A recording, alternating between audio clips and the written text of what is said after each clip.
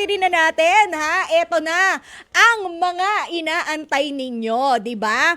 Sa ating mga shoutout notes, baka meron kayong mga pinoproblema para sa iba, maliit na bagay, pero sa inyo talagang kunot na kunot na kunot na kunot na kunot na kunot na kunot na ang mga noon ninyo. Try nating bigyan ng solusyon yan dito sa ating shoutout notes. Kaya tanong bayong, akin na!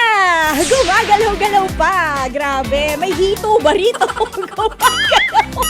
Baka may hito rito. Eto na, ang mga katanungan. Sabi, 10 years kami ng jowa ko pero hanggang ngayon di pa rin niya ako pinapakasalan. Lagi na lang akong abay sa kasal. Hindi ba ako ang taong para sa kanya? Kailangan ba ituloy ang relasyon namin? Sabi yan ni Antoinette ng Rizal. Antoinette ng Rizal, bakit hindi mo tanungin ang iyong jowa kung bakit hindi pa niya tinitake to the next level ang inyong relationship? Kasi baka may dahilan. Siya ba yung tipo ng taong takot sa commitment? Grabe! Horror! Grabe. Diba? Tanungin mo siya, huy, teka lang, sandali, medyo, na tayo, isang dekada na tayo, diba? Dati, mga hugis butiki tayo, ngayon, medyo, alam mo na, nakaka-LL na tayo sa buhay, medyo lumolobo-lobo na tayo, kaya, hindi pa ba tayo magse-settle down? Kasi, marrying age ka na. Yan taon na ba to? Wala naman sinabi kung ilang taon na kayo, Antoinette. Baka naman kasi 22 ka lang. Hindi, pero yun nga. Baka naman kasi marrying age ka na. Explain mo rin sa kanya na tayo mga girls, meron tayong expiry date. Lagi ko tong sinasabi. Kasi diba, once na tayo ay ma-menopause na, wala nang chance magkaroon ng baby. And of course, siguro yun yung kumukumpleto sa pagkababae ng isang woman, hindi ba? Ang magkaroon ng baby. And I'm sure a lot would agree na iba talaga kapag meron kang anak. Parang nag-full circle yung life kapag kaganon. Pero hindi ko maintindihan dito sa jowa mo kung bakit ayaw kanyang pakasalan. So mas maigi siguro kung kausapin mo siya. At kapag yung mga reservations niya hindi nag-meet sa mga kumbaga parang unreasonable yon para sa'yo, baka naman kahit na sayang ang 10 taon na pinagsamahan nyo, thank you na lang. Kung talagang ready ka nang mag-settle down pero siya ay hindi pa, I suggest you give it 1-2 more years. Pag talagang wala na, goodbye na, graduate na yung bata eh. Diba? Iwanan mo na te. Baka naman kasi meron pang iba dyan na, alam mo na, parehas ng gusto mong mangyari in life. 'Di ba? So, I'm sorry na lang sa jowa mo. Okay? Ako talaga yung nag-sorry. Sabi, Tita L, OFW ang aking boyfriend sa Middle East. Hindi lang ako mapakali dahil bihira na lang siyang magparamdam. Bakit multo ba to? Multo ba yung jowa mo? Noong umalis siya, lagi yung merong oras sa akin. May bago kaya siyang pinagkakaabalahan o sadyang busy lang? Nalulungkot, April. PS, pa-request naman po ng kantang Miss You Like Crazy ni Natalie Cole. Miss You Like Crazy. Ay, hindi pala ako yung kakanta. Sorry. Akala ko kasi ako yung nag-request eh. Sorry na. Okay, kidding aside, April. Gaano na ba kayo katagal ng jowa mo para makilala mo siya enough?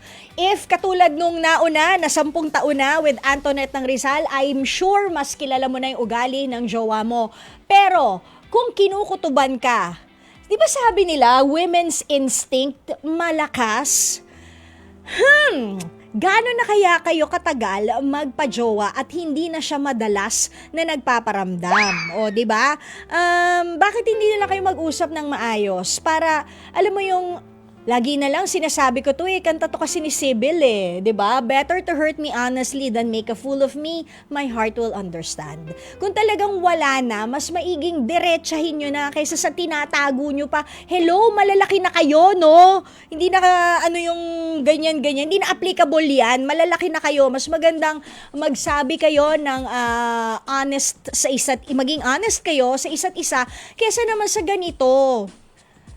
Kasi kuyang jowa ni April, Hello, September na ngayon.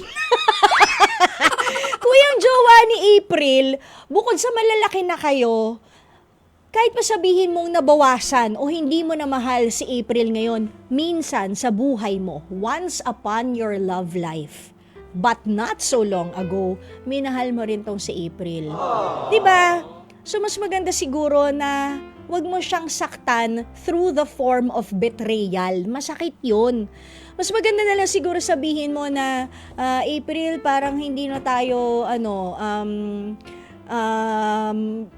naka-align sa mga pangarap natin sa buhay. Gusto mo bang magpahinga muna yung relasyon natin? Kasi parang iba. Or baka naman nga, kung totoo na meron, why don't you try to make it work?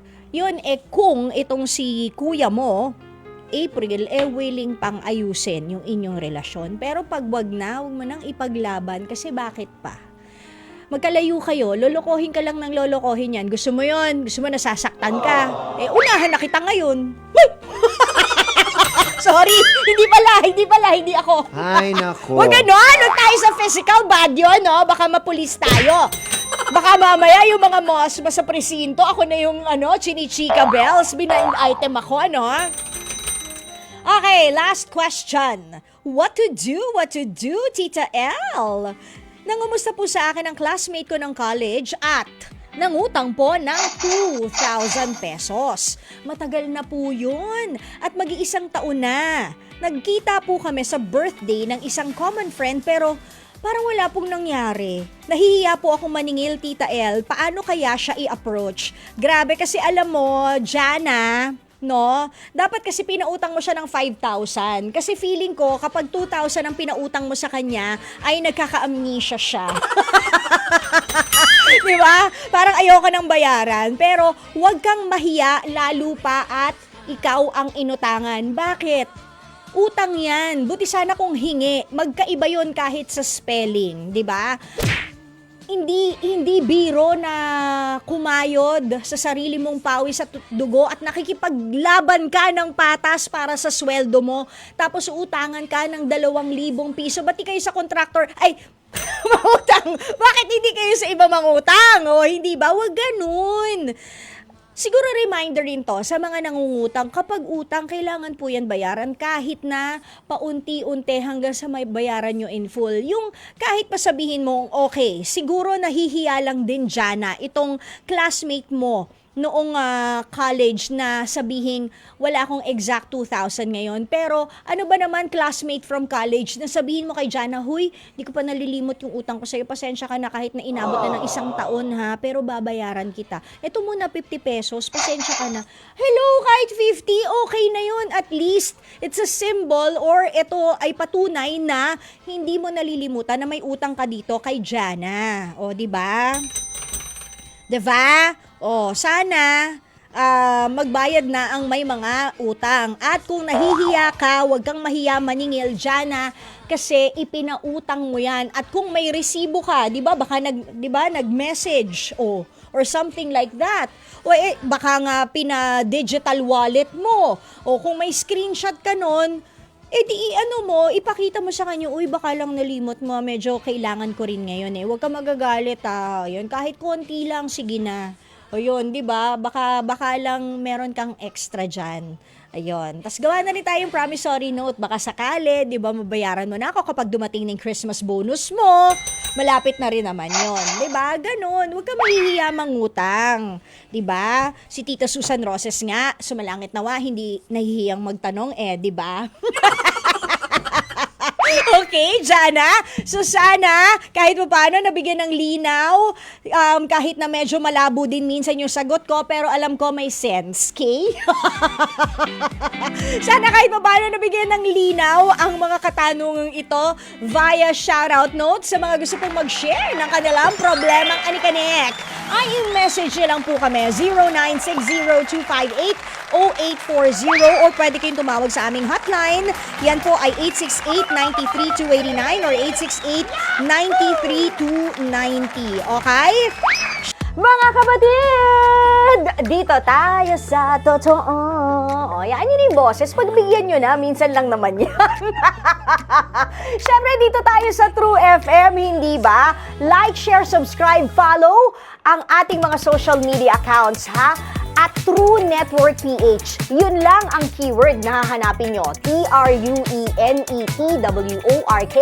PH. O, like, share, follow, subscribe para bongga talagang levels natin sa FB, sa IG, sa X na dating Twitter, sa YouTube and TikTok, pati na rin sa mga podcast.